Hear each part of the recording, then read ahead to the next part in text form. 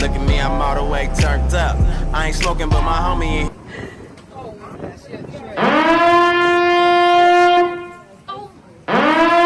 Shout out to Peter Pan, Skyline Imperial. We out here trying to function. You ain't hear that? You ain't hear that? I already know what time it is, man. Another episode of the Neff Show!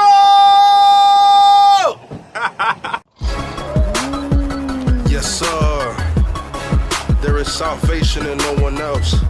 God has given all the name under heaven by which you must be saved.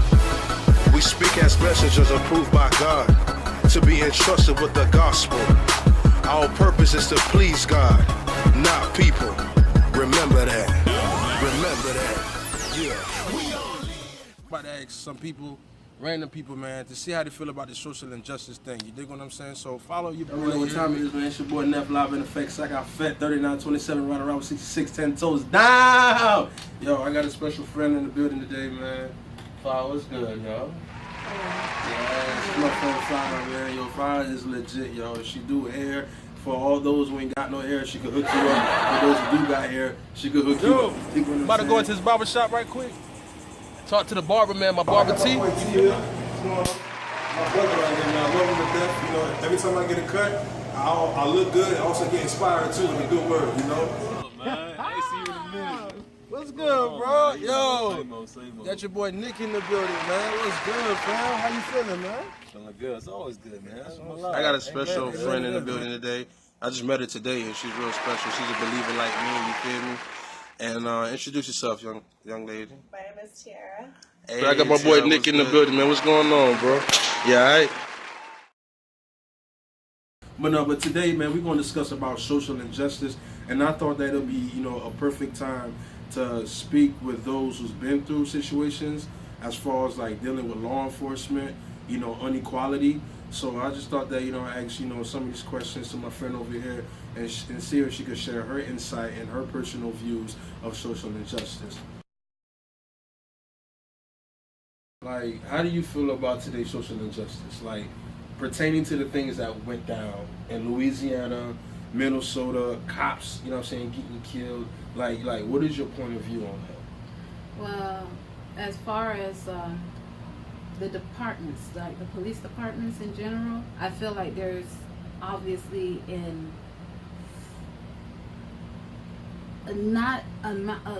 bad amount of training going on. Okay. Like, obviously, we're in a state of mind where basically the citizens are scared, and so are the police officers. So they're quick to react without actually looking at the situation at hand, not taking proper precautions, not asking the right questions, obviously not arresting the right people. But question I want to ask T is what is your point of view on the social injustice as far as like cops getting killed, cops killing innocent bystanders? Like, how do you feel about it? I think that the law system needs to reevaluate these officers and make sure they're competent and putting police in predicaments that they're not used to, handling. For an example, you can't take an officer who grew up in the suburbs all their life and bring them to the unfortunate community.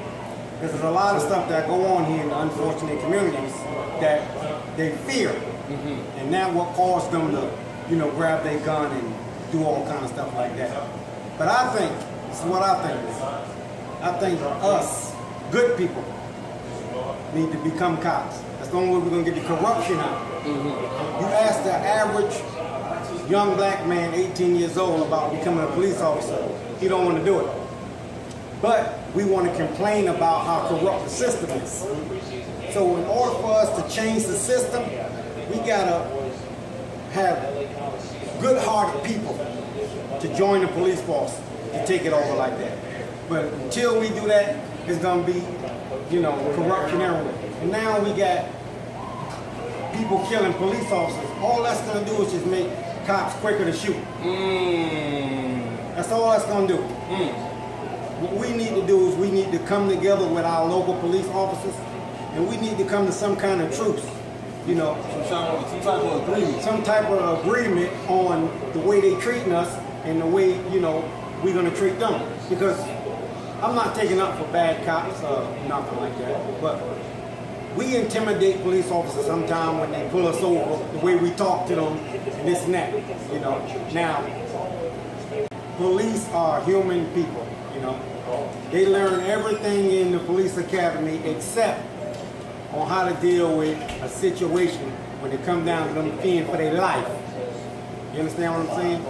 Until you put into a real situation, you don't know how to deal with it. It's one thing to be trained to deal with something, you know in your mind that this is a training. And it's another thing to be in a real life situation. Where you have to experience it. Right. And, you know, speaking about what happened down the street here, about the 2 people getting killed, this is a, you know, well-known crime area. And the average police officer is really afraid to be here. So that make them draw their weapon even quicker, you know. So that's why we gotta let them know that we're not animals. You know, you don't have to draw your gun on me, Mr. Officer. You know, I'm a person, I'm a human being just like you. So we gotta come together with, you know, the police officers and you know. Yo, Nick, work man, things out. I want to ask you, man, because, you know, I'm trying to get this Neff show going.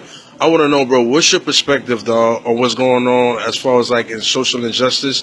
Like, how do you view it, bro? Like, what's your perspective on it? Social injustice is unfair. Judging by race isn't right. Everyone's equal. I don't agree with everything that's going on with social injustice. It can be changed, but you can't change everything. It's only worth it. Fix it. You can't. It is what it is.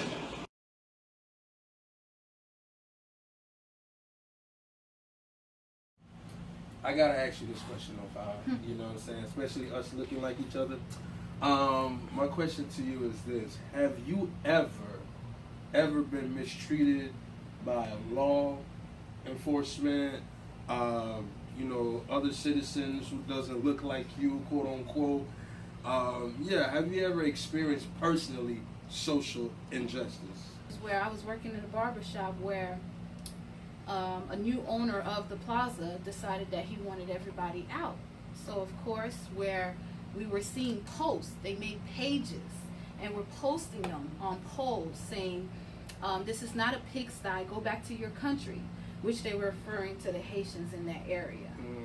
And yeah, so we've had a lot of problems with that, to the point where the police were called on me just for looking around and having, of course, other skin tone, say on the phone while calling 911, I need help.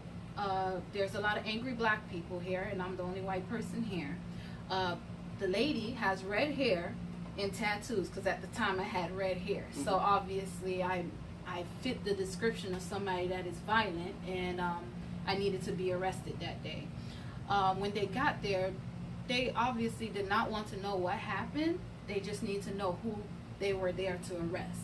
So thank God there was other people there that had calmed me down, because I was just in shock of what was happening at the time. So I sat back and did nothing but tap my foot, and if I felt like if I were there to defend myself, I probably would have been arrested that day. Well, my question is to you. Have you ever been mistreated by any type of law enforcement?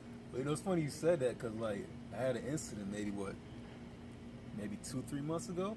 Right. Where, I was driving. I just bought an Infiniti, 2009. 2009. Yeah. Cops see me, apparently, my car matched the description of a stolen car, and they see a black person inside the car, and they said it was a black person that stole a vehicle. So they see me driving, I pull out the gas station, I see these cops following me. They pull me out and automatically put your hands on your head. And they claim I had a weapon in the car. At Cumberland's, right here in 6th Ave. About 9 cops, everybody with guns out. 9 cops. And I had a homeboy that works at Cumberland also. He seen it, he's like, that wasn't right. But honestly, I know people make mistakes, you know what I'm saying? So I didn't think about it like, man, I'm black, what's been going on? They just gonna shoot me. I'm like, no. So I did everything they told me to do. It got kind of rough at some point where they was, putting their arms all over me and all that. But I just followed it, and after that, they apologized. It was like, thank you for going through it, everything. I'm sorry, you matched the description. I'm glad you went through it, everything, because it could have went 2 ways. And I was like, yeah. And they were telling me how you heard about the stories and everything. I'm like, yeah, but I understand it's from people, pretty much miscommunication, because people react different ways. If you act this way, it's going to cause something else. It's, you know, it's cause and effect.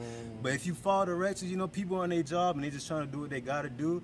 And some people make mistakes. So you can't just blame them for that. You can't accuse them for that. So, you know, I'm right here. I didn't get shot. You don't see people protesting for me. My mom ain't crying. I ain't dead. You know what I'm saying? I'm here. Praise God. God is good. That's all it is, man. Praise God, brother. Praise God, man. You already know, man. You see, look, man, at the end of the day, you don't have to get rowdy, go crazy, man. Just listen to what the cop is saying, and then, you know, if cooperate. You dig? Just cooperate. They did draw the guns, though, because they was almost certain it was me. But when they saw how I was cooperating, they realized, like, maybe it wasn't this guy. Like, if I was like, nah, what y'all, you know what I'm saying, how people usually act, like, no, I didn't even do nothing.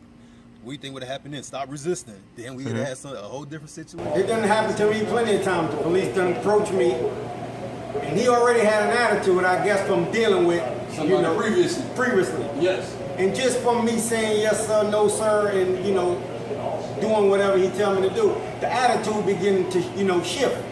See what I'm saying? From a biblical standpoint, what kind of biblical advice you can give young believers if they were ever to experience any type of social injustice, you know, pertaining to any type of law enforcement, at work, etc., etc.? Like, what would you tell them? Honestly, I mean, the Bible speaks on it several times. Okay. Something that it says is, you know, one, you need to love your brother. Okay. You know, and it doesn't matter if they're white or black or Mexican or Guatemalan, or if they're from this side of town or that side of town, or if they work at this place and you work at that place. Like, it doesn't matter. You love your brother. Amen. You know? And also, you know, Jesus was ridiculed. Jesus was crucified. And unfortunately, as believers in this day and age, you're going to be ridiculed, you know, for certain things, whether it's your skin color or your beliefs, the way you talk, the way you dress. But you can't let yourself stoop down to that level. Okay. Because there's a bigger plan, there's a bigger picture here that a lot of people aren't seeing.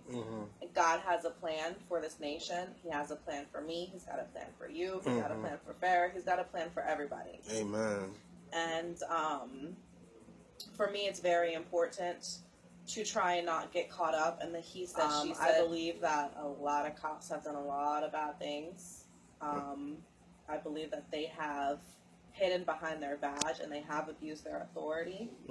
But I also do believe that in some cases, the other side, us as civilians, we've taken advantage of some of the cops who have, you know, abused their authority, so we just look at everybody in the same way. Gotcha. You know, you can't judge this cop based on what this cop did.